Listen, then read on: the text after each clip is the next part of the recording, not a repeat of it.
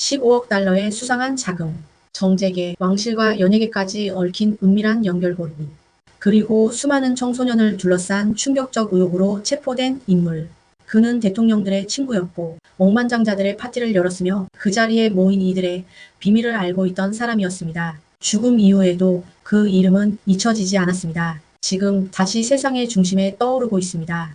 오늘은 권력, 의혹, 그리고 침묵의 이름, 제프리 앱스타인에 대해 이야기해봅니다. 제프리 앱스타인은 단순한 금융인이 아니었습니다. 1990년대 후반부터 뉴욕에서 펀드 매니저로 활동하며 정재계 유력 인사들과의 네트워크를 기반으로 막대한 자산을 불려왔죠. 하지만 그의 이면은 오래전부터 논란의 중심에 있었습니다. FBI와 뉴욕 검찰은 앱스타인이 청소년 대상의 부적절한 행위에 연루되었다는 혐의로 그를 체포했고, 그 사건은 전 세계적으로 큰 충격을 안겼습니다. 일부 언론과 수사 문건에 따르면 그와 연결된 고위 인사들 사이에 의혹이 제기되었고, 피해 사례는 수백 건에 달한다는 보도도 이어졌습니다. 그러나 명확한 수사 결과나 처벌은 이루어지지 않았고, 이 사건은 여전히 많은 의문을 남긴 채 흐지부지되었습니다. 그 중심에 15억 달러의 정체불명 자금 흐름이 존재했습니다. 2003년부터 2013년까지 러시아계 금융기관과 역외 계좌를 통해 막대한 돈이 앱스타인의 이름으로 미국 대형 은행에 입금되었고, 그 중 하나가 바로 JP모건 체이스였습니다. 단일 거래로 1억 달러 이상이 오간 경우도 있었으며 10년간 누적 거래금은 약 15억 달러, 거래 건수는 무려 47만 건 이상에 달했습니다. 놀랍게도 이런 수상한 움직임에도 불구하고 은행 내부의 경고는 무시되었고, 그는 VVIP 고객으로 특별한 대우를 받으며 거래를 계속 이어갔습니다. 2013년 해당 계좌가 폐쇄된 후에도 앱스타인의 자금은 도이치뱅크, 케이맨 제도, 버진 아일랜드 등 해외 금융 허브를 거치며 더욱 복잡한 흐름을 보였고, 그 자금의 최종 목적지는 지금까지도 베일에 가려져 있습니다. 이 돈은 단순한 투자 자금이 아니었습니다. 그것은 앱스타인이 쌓아 올린 권력의 네트워크를 작동시키는 연료였고, 그를 단순한 사업가가 아닌 전례 없는 영향력의 중심으로 끌어올린 도구였습니다. 그는 이 자금으로 각계 인사들이 참석하는 비공개 모임을 열었고, 그 자리에 모인 이들은 정치계, 왕실, 학계, 금융계, 연예계까지 다양한 분야의 핵심 인물들이었다고 전해집니다. 자금은 사람을 불러들이고 그들과의 관계는 신뢰와 영향력으로 이어졌습니다. 앱스타인은 그 연결고리를 이용해 단순한 금융인 이상의 존재로 자신을 확장시켰습니다. 이제 그는 돈 너머의 세계, 인맥의 제국을 구축하기 시작합니다. 제프리 앱스타인은 돈만 많았던 남자가 아니었습니다. 그는 사람을 알고 사람을 움직일 줄 아는 존재였습니다. 그리고 그 능력을 통해 누구도 넘볼 수 없는 인맥의 제국을 만들죠. 그의 파티는 늘 화려했습니다. 마이애미, 뉴욕, 버진 아일랜드, 프랑스 저택까지 한번 초대되면 누구도 거절할 수 없었습니다. 그곳엔 전현직 대통령, 영국 왕실, 할리우드 스타, 유명 학자, 심지어 대형 로펌의 변호사들까지 줄지어 참석했습니다. 단순한 사교가 아니었습니다. 그는 사람들과 서로의 비밀을 공유했습니다. 빌 클린턴은 26차례 이상 앱스타인의 전용기 로리타 익스프레스를 탑승했고, 영국 앤드루 왕자 역시 그의 저택을 방문했습니다. 도널드 트럼프는 앱스타인과 가까운 사이로 알려졌고, 과거에는 앱스타인의 여성 취향에 대해 다소 부적절한 농담을 했던 기록도 남아있습니다. 물론 모두가 구체적인 혐의를 부인했지만 그의 인맥에 이름을 올린 것만으로도 이미 큰 의심을 사기에 충분했습니다. 앱스타인은 이 인맥을 통해 정치, 금융, 법조계까지 손을 뻗쳤습니다. 그가 무슨 일을 하든 그를 단죄할 사람은 아무도 없었죠. 이 인맥은 단순한 친구가 아니었습니다. 공범이라는 의혹도 있었지만 명확한 혐의는 없었고, 많은 이들이 침묵으로 일관했습니다. 제프리 앱스타인과 도널드 트럼프의 인연은 오래전부터 시작됐습니다. 1990년대 트럼프가 소유한 마러라고 리조트에서 두 사람은 종종 함께 모습을 드러냈습니다. 당시 트럼프는 앱스타인을 두고 그는 여성 취향이 나와 비슷하다는 언급을 남긴 바 있으며, 이 발언은 당시에도 연령대에 대한 부적절한 표현으로 논란이 됐습니다.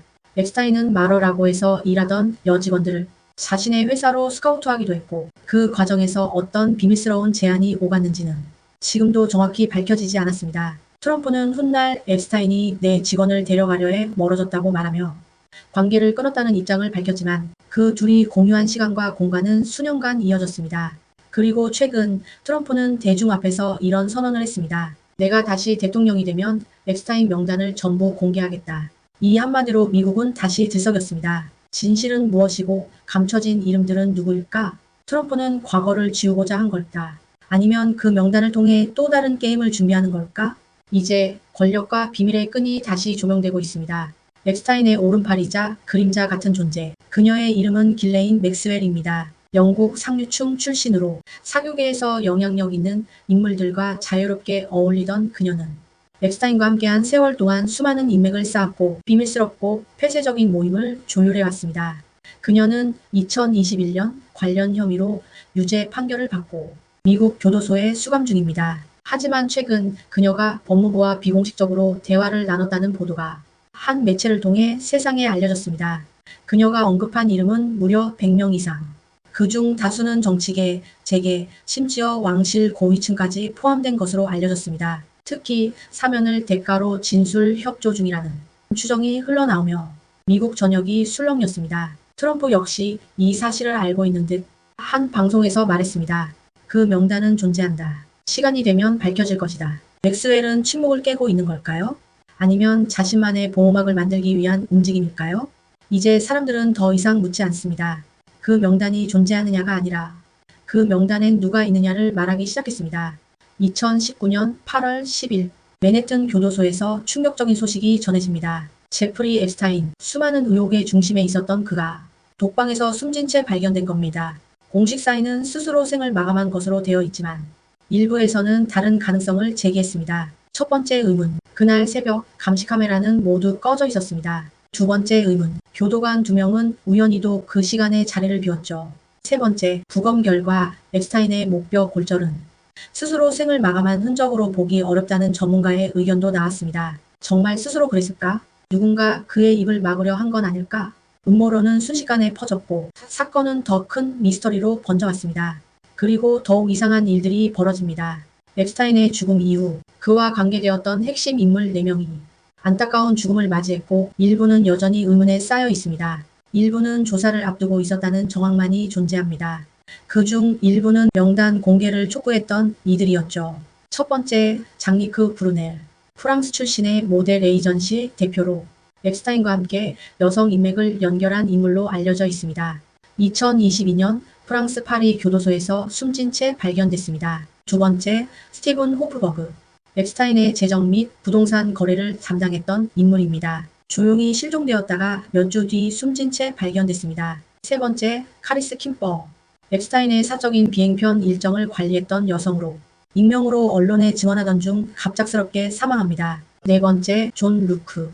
항공기 탑승자 기록을 관리했던 내부 인물로 자신이 알고 있는 내용을 공개하겠다고 밝힌 후 의문 속에 사망합니다. 이들은 모두 앱스타인과 직접적이거나 간접적인 연결이 있었고 일부는 법정 증언을 앞두고 있었던 것으로 전해집니다. 이쯤 되면 사람들은 묻습니다. 정말 단순한 우연일까요? 아니면 아직도 이 사건을 덮고 싶은 누군가가 있는 걸까요?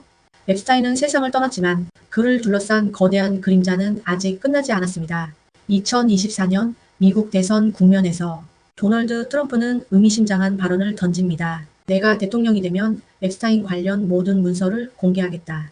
그 한마디에 여론은 요동치기 시작했고 수년간 잠잠했던 앱스타인 리스트가 다시 화두로 떠오릅니다.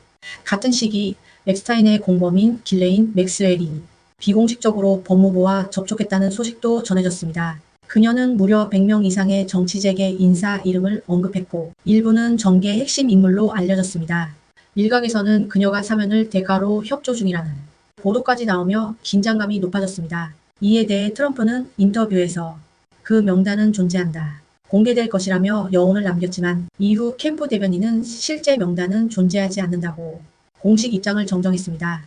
이 와중에 다시 떠오른 인물, 바로 트럼프의 개인 리조트 마러라고 해서 일했던 한 전직 여성 직원입니다. 그녀는 당시 앱스타인 측 인사로부터 스카우트 제안을 받고 이후 앱스타인 소유 회사에 잠시 근무하게 되죠.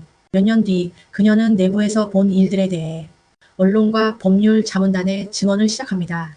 그녀는 젊은 여성 채용 과정에서의 석연치 않은 점을 폭로했고 앱스타인과 트럼프의 접점에 대한 단서를 언급합니다. 하지만 그녀는 그리 오래 증언을 이어가지 못했습니다. 몇 달 후 안타깝게 생을 마감한 것으로 알려졌고 그 배경에 대해선 지금도 불확실한 점이 남아 있습니다. 한 명의 증언자가 사라졌고 수많은 의문은 여전히 남아 있습니다. 지금 이 순간에도 누군가는 이 이야기를 덮으려 할지 모릅니다.